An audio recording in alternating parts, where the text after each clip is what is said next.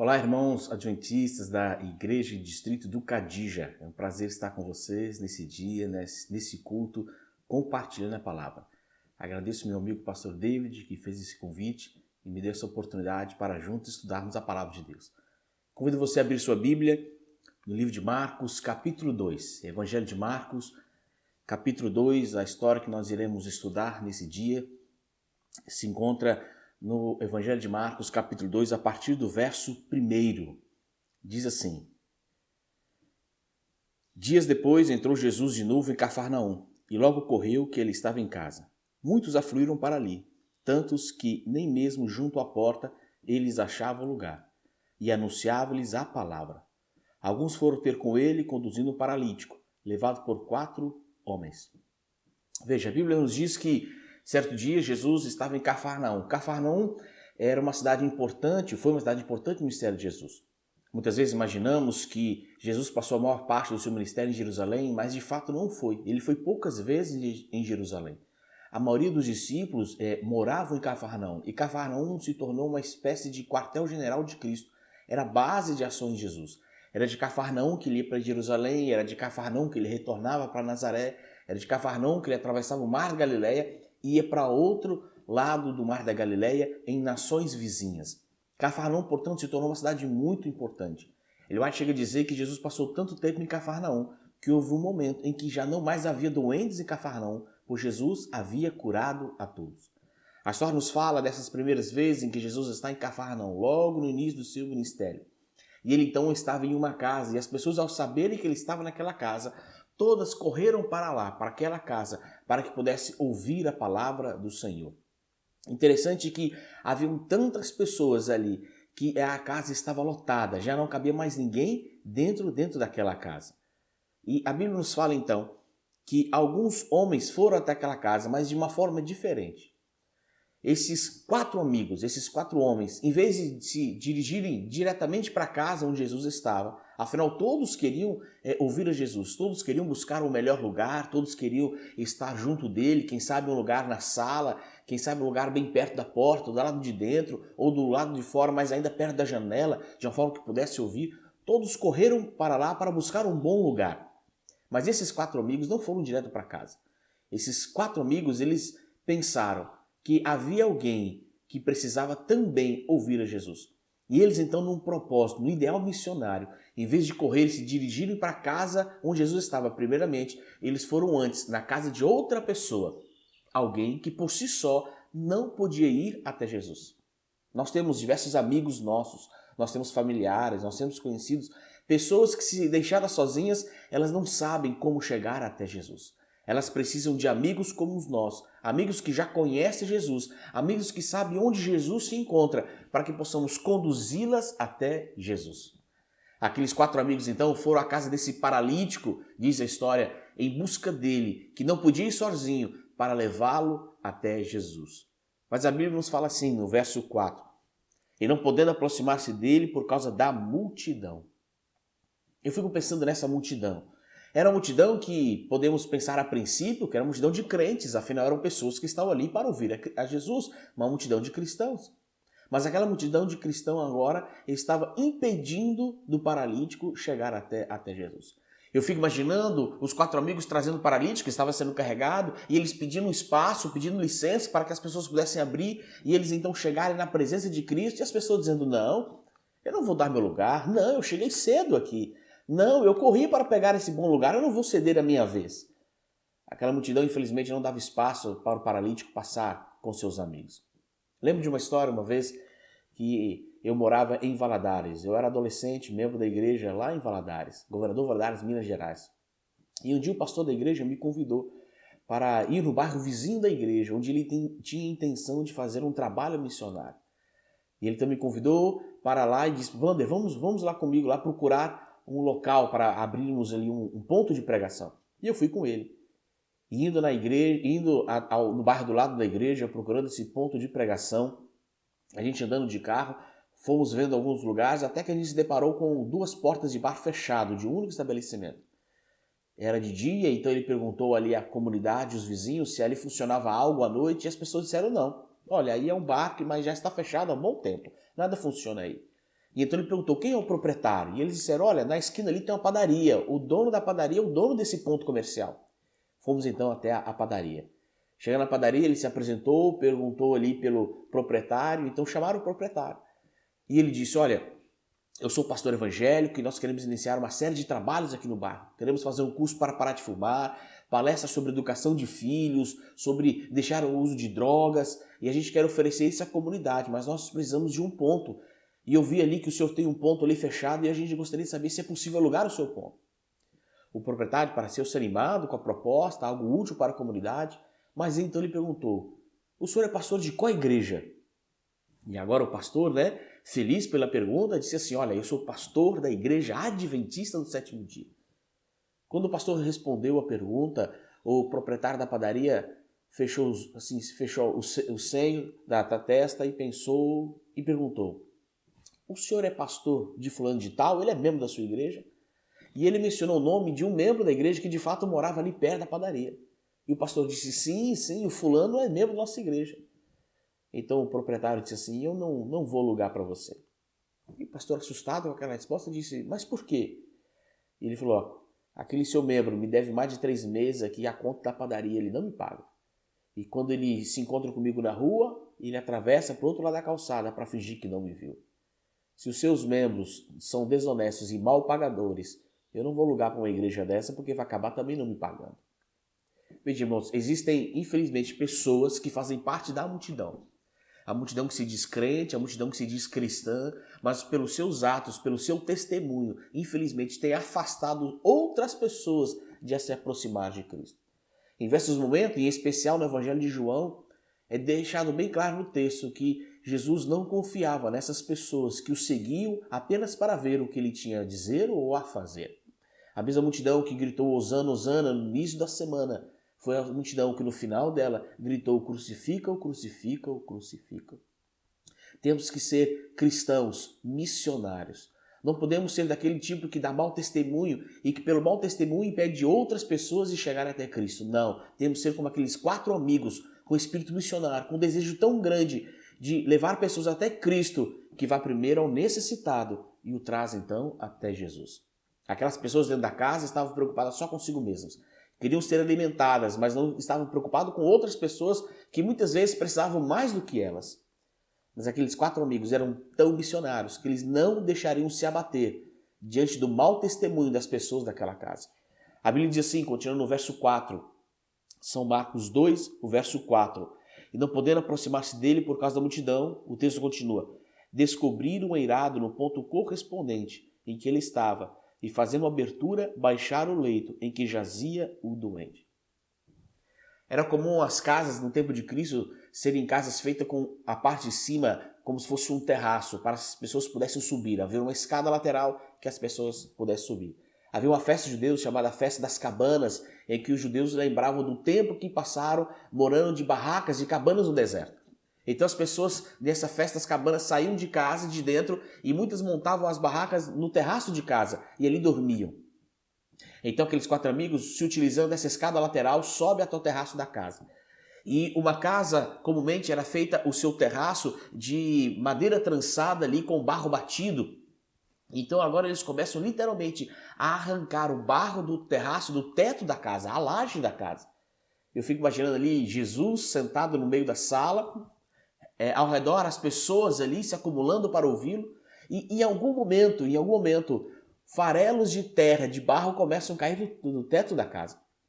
Em algum momento aquilo começa a incomodar as pessoas e todo mundo para de olhar para Jesus e começa a olhar para cima. E o próprio Jesus precisa parar de falar, pois ninguém mais está prestando atenção nele e começa a olhar para cima também. Um pequeno buraco é formado no teto da casa, então começa a se ver mãos e dedos que começam a arrancar pedaços e vai arrancando até que um gigantesco buraco é feito. Aquilo com certeza deve ter chamado a atenção de todos e todos se surpreenderam com aquela atitude sem entender o que estava acontecendo. E de repente um leito, uma espécie de um lençol, uma espécie de uma esteira, que era a cama daquele paralítico, amarrado por cordas nas 4 pontas, começa a descer como se fosse um elevador, na frente de Jesus, dentro da sala.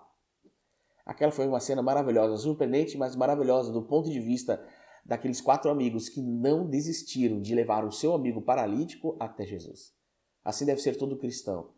persistir no espírito missionário de levar pessoas que precisam conhecer a presença de Cristo. O verso 5 diz assim, o verso 5 prepara para o que Cristo vai fazer. Antes de Jesus fazer o que ele vai fazer nessa história, primeiro ele busca algo, e o verso 5 diz o que ele busca. Diz assim, verso 5, vendo-lhes a fé. Veja, aqui Jesus vai fazer algo maravilhoso na vida daquele paralítico, mas antes dele fazer, ele busca algo, busca fé. E Jesus encontra fé. Mas veja que interessante, a Bíblia apresenta no verso 5 assim, vendo-lhes. A Bíblia apresenta no verso 5 que Jesus vê a fé de mais de uma pessoa, está no plural, vendo-lhes, não vendo a fé de alguém, mas vendo-lhes a fé, mais de uma pessoa. Sabe, caros amigos, Jesus estava pronto a realizar algo na vida daquele paralítico, mas antes ele busca a fé, e sabe onde ele encontra a fé? Nos 4 amigos do paralítico, vendo-lhes a fé. Essa fé que Jesus encontra é a fé no coração dos 4 amigos do paralítico. Quando eu intercedo por alguém, quando eu rogo por alguém em fé, em oração, e eu levo alguém à presença de Deus, Deus pode agir na vida daquela pessoa pela qual eu intercedo, quando ele olha para mim, o intercessor, e encontra fé em meu coração. Quando uma mãe suplica por um filho que está afastado da igreja e quem sabe começando a entrar num vício das drogas ou da bebida, e a mãe suplica que os anjos do Senhor possam proteger o seu filho, Deus age na vida daquele filho porque encontra fé no coração de uma mãe. Quando o esposo, já não sabendo mais o que fazer, lutando pelo restabelecimento do amor dentro do seu casamento, pela sua união matrimonial, temendo já perder a sua esposa, que ela saia de casa, quando ele ora a Deus, suplicando que o Espírito Santo toque o coração da sua esposa, ele conceda o perdão, Deus pode agir na vida dessa esposa, a encontrar fé no coração desse marido. Está aí a importância de intercedermos pelas pessoas, porque Deus pode agir na vida de outros quando encontra fé em nossos corações. O verso 5 diz então, vendo-lhes a fé, disse-lhe Jesus ao paralítico, filho, os teus pecados estão perdoados. Interessante, os teus pecados estão perdoados. Veja só, se eu vivesse no tempo de Cristo e eu tivesse um amigo cego e eu levasse um cego até Jesus, o que eu esperaria é que o cego voltasse enxergando para casa. Se eu vivesse no tempo de Cristo e levasse um mudo até Jesus, eu esperaria que o mudo voltasse falando para casa. Se eu levasse um surdo, que o surdo voltasse para casa ouvindo. Aqueles amigos levam um paralítico até Jesus e a expectativa é que o paralítico possa voltar andando. Mas esse não é o milagre que Cristo realiza aqui. Cristo, não, nesse momento, não cura as pernas do paralítico. Mas a fala de Cristo é, filho, os teus pecados estão perdoados. Eu quero dizer algo para você, querido irmão. Esse ponto, esse verso, é o ponto máximo dessa história. É o ápice dessa história.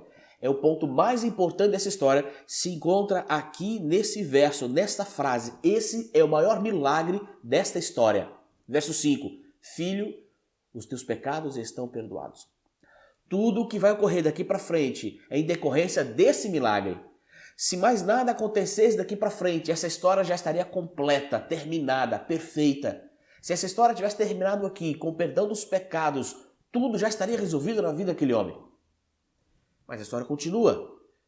A Bíblia diz que, ao falar essas palavras, aqueles homens ficaram indignados. Mas você consegue entender a força dessas palavras? Filho, os teus pecados estão perdoados. Era algo muito forte.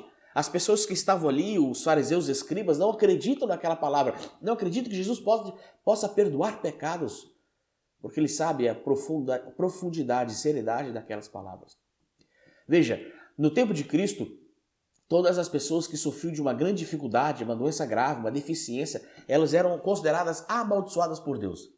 A pior maldição, o pior castigo era a lepra. A lepra era chamada do açoite de Deus, o dedo de Deus. Mas qualquer outra deficiência, cegueira, paralisia, qualquer doença grave era considerada um castigo de Deus. As pessoas achavam que todas as pessoas que sofriam um grande mal é porque tinham feito um grande mal. Você se lembra das perguntas dos próprios discípulos com respeito ao cego? Mestre, quem foi que pecou? Ele ou seus pais para que nascesse cego? Toda deficiência, toda doença grave era vista como um castigo de Deus. E aquele paralítico sofria um preconceito da sociedade, daquela comunidade, daquela cidade de Cafarnaum, porque as pessoas olhavam para ele e diziam, você fez algo horrível para Deus.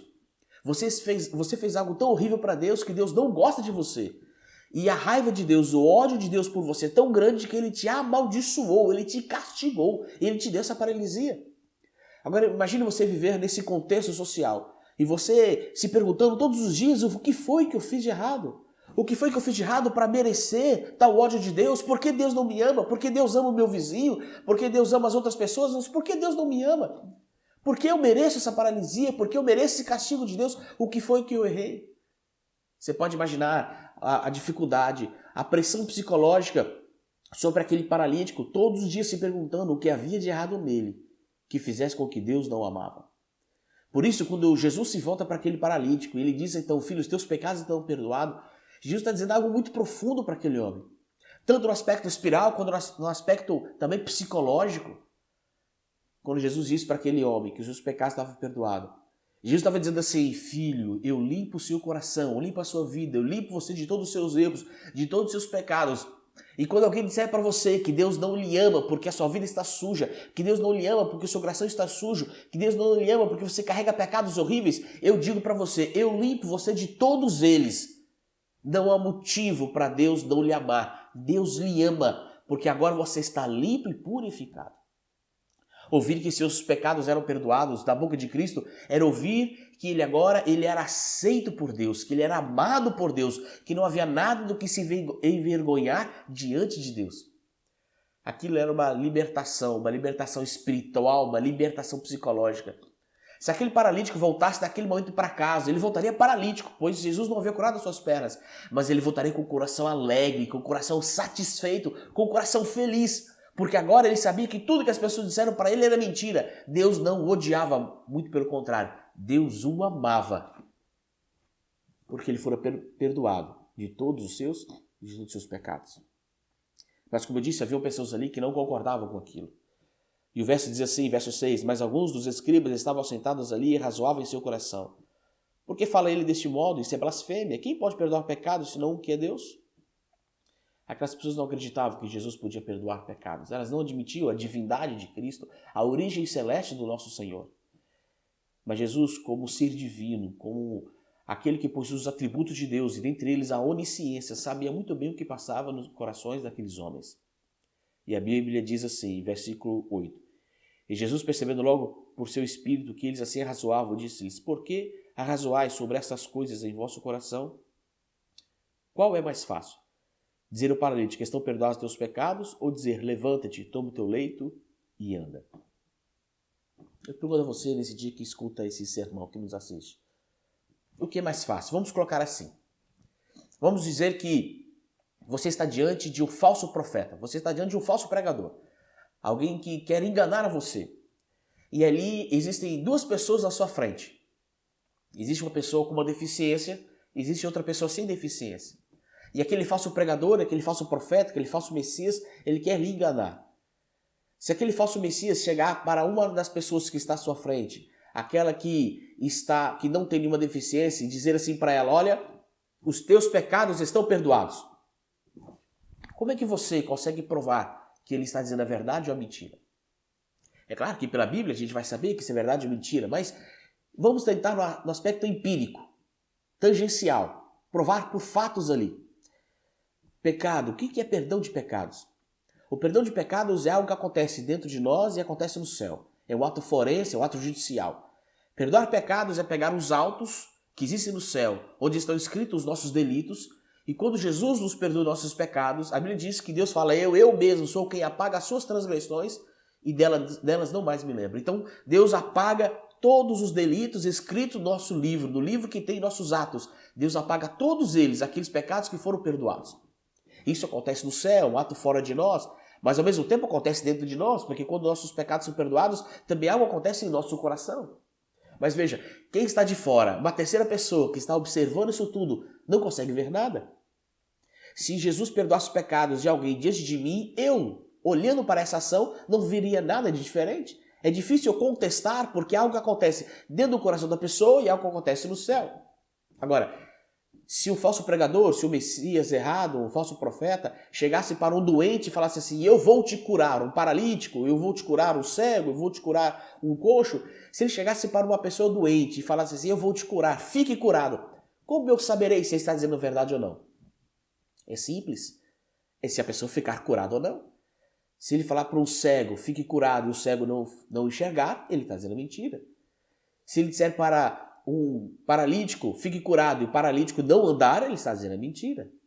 Então, para enganar as pessoas, é mais fácil falar de um milagre invisível. Perdão de pecados é um milagre que ninguém vê. Acontece dentro de mim e acontece no céu. Agora, curar alguém de uma enfermidade, curar alguém de uma paralisia, de uma deficiência, algo possível aos olhos de ver. Então eu posso comprovar ali naquele momento se de fato aconteceu ou não. Então, tentar enganar alguém fazendo um milagre visível é mais difícil. Tentar enganar alguém fazendo um milagre invisível, teoricamente, é mais fácil. Ou seja, Jesus tinha acabado de fazer um milagre invisível. Jesus perdoou o pecado daqueles homens, mas ninguém viu o pecado sendo perdoado. Por isso eles questionaram a Jesus. Então Jesus fez o seguinte. Verso 10, ele disse assim: Ora, para que saibais que o Filho do Homem tem sobre a terra autoridade para perdoar pecados, disse ao paralítico. Jesus vai fazer algo agora. E ele disse, olha, eu vou fazer algo para vocês verem, porque eu fiz algo que vocês não veem e vocês não acreditaram. Eu perdoei o pecado desse homem e vocês não acreditaram porque vocês não conseguem enxergar pecado sendo perdoado. Então, para que vocês acreditem que eu posso perdoar pecados, para que vocês acreditem que eu posso fazer um milagre invisível, eu vou fazer um milagre visível. Eu vou fazer algo que vocês podem ver e comprovar, mas a minha intenção é provar que eu fiz aquilo que vocês não conseguem ver. Então Jesus disse ao paralítico, eu te mando, levanta-te, toma o teu leito e anda e vai para casa. Então ele se levantou no mesmo instante, tomando o leito, retirou-se à vista de todos, a ponto de se admirarem todos, a darem glória a Deus, dizendo, jamais vimos coisa assim. Sabe, meu caro irmãos, muitas pessoas estão dispostas a ir até Jesus e suplicar a Jesus milagres em suas vidas, mas o milagre que as pessoas buscam, em sua maioria, não é um milagre invisível do perdão dos pecados, mas são milagres visíveis. É a cura de uma doença, é a prosperidade financeira, e Deus pode nos conceder esses milagres, Deus pode realizar esses milagres em nossas vidas, mas veja, Jesus não veio a este mundo para conceder milagres visíveis e temporais. Todo milagre visível, ele tem prazo de validade. Todo milagre. Se você pensar quais foram os homens mais ricos da Bíblia, no Antigo Testamento, dentre os patriarcas, Abraão foi um homem riquíssimo, Jacó foi um homem riquíssimo, Salomão foi um homem riquíssimo. Todos eles foram abençoados com o milagre da multiplicação dos bens, por assim dizer. E onde estão eles com seus bens? Estão mortos. E de que valem seus bens? De nada vale. Pessoas foram curadas de cegueiras, pessoas foram curadas de paralisias, pessoas foram curadas de diversas doenças, como a lepra. Onde estão todas essas pessoas que foram curadas? Todas elas morreram. Todas elas morreram. Algumas morreram de outras doenças que acometeram depois. Eu já vi pessoas que estavam com câncer, eles suplicaram a Deus, a igreja se uniu em oração e ela foi curada do câncer, glória a Deus. Mas passou-se um tempo, ela foi cometida de outro câncer e faleceu desse outro câncer. Veja, todo milagre temporal ele tem um prazo de validade e o valor dele, a validade dele é até a morte. Quando morre, acabou aquele milagre. Não tem mais sentido a cura, a multiplicação dos bens, o benefício financeiro, não tem mais sentido.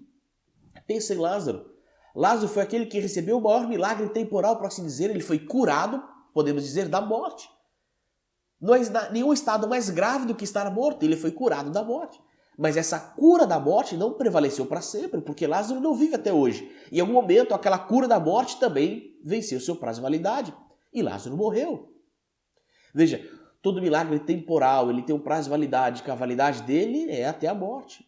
Quando as pessoas morrem, aquele milagre acabou-se, não tem mais sentido. Mas existe um milagre na Bíblia, um milagre que não tem prazo de validade. Só existe um milagre na Bíblia, que é um milagre que faz diferença para a eternidade. Porque se eu fui curado ou não, não faz diferença para a eternidade. Se Jesus me livrou de um câncer ou não, não faz diferença para a eternidade. Se eu recebi bens financeiros ou não, não faz diferença para a eternidade. Se os valores meus foram multiplicados pelo Senhor, não faz diferença para a eternidade. Nenhum milagre temporal, terreno faz diferença para a eternidade. Só tem um milagre que faz diferença para a eternidade. E é justamente o milagre que os olhos não veem, é o perdão dos pecados. Porque o que nos coloca, nos tira do céu, não são milagres temporais, mas é o perdão dos nossos pecados. Só aqueles que forem lavados e remidos pelo sangue de Cristo Jesus poderão entrar no céu. Por isso o milagre que mais importa é o milagre de ter os pecados perdoados. É por isso que Jesus disse, eu vou fazer um milagre que vocês vão ver, para provar que eu posso fazer um milagre que vocês não veem. Então veja, Todo milagre que Cristo faz, que nós vemos, todo milagre temporal, toda cura, toda multiplicação de bens, todo milagre temporal é apenas para provar que ele pode fazer um milagre invisível do perdão dos nossos pecados. Quando Deus cura alguém, Deus não cura só para curar, mas é para que essa pessoa possa testemunhar da cura, dizendo que Jesus pode perdoar pecados. Quando Deus abençoa alguém com bens financeiros, não é apenas para a pessoa usufruir a riqueza dos seus bens, mas é que possa usar os seus bens para mostrar às pessoas que Jesus pode perdoar pecados. É por isso que eu disse a você que o ponto auge dessa história se encontra no verso 5. Filho, os teus pecados estão perdoados. Pode ter alguém nos assistindo nesse momento que talvez esteja suplicando a Deus um milagre temporal. E não há nada de errado você pedir por isso.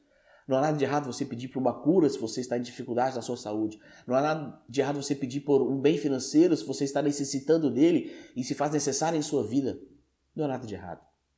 Mas sabe que Deus pode dizer sim ou não, ou espere para o seu pedido. Muitas pessoas irão pedir por cura e serão curadas, mas muitas outras não serão curadas. Muitas pessoas irão pedir por um bem financeiro maior e receberão de Deus, mas muitas outras não receberão. O próprio apóstolo Paulo suplicou 3 vezes a Deus que lhe tirasse o espinho da carne, e Deus não concedeu o que ele estava pedindo, apenas disse, minha graça te basta. Se você pedir algo a Deus que é terreno e temporário, e Deus lhe conceder, saiba que você tem a obrigação de usar esse milagre, testemunhar com ele, para provar que Jesus pode perdoar pecados. Mas se você não receber esse milagre, se Deus não lhe conceder o que você está pedindo, tenha certeza que Deus vai lhe dar a graça para você suportar essa tribulação. Mas há um pedido, que se você clamar agora a Cristo, há um milagre que se você suplicar agora a Jesus, Ele vai conceder. E sabe qual é?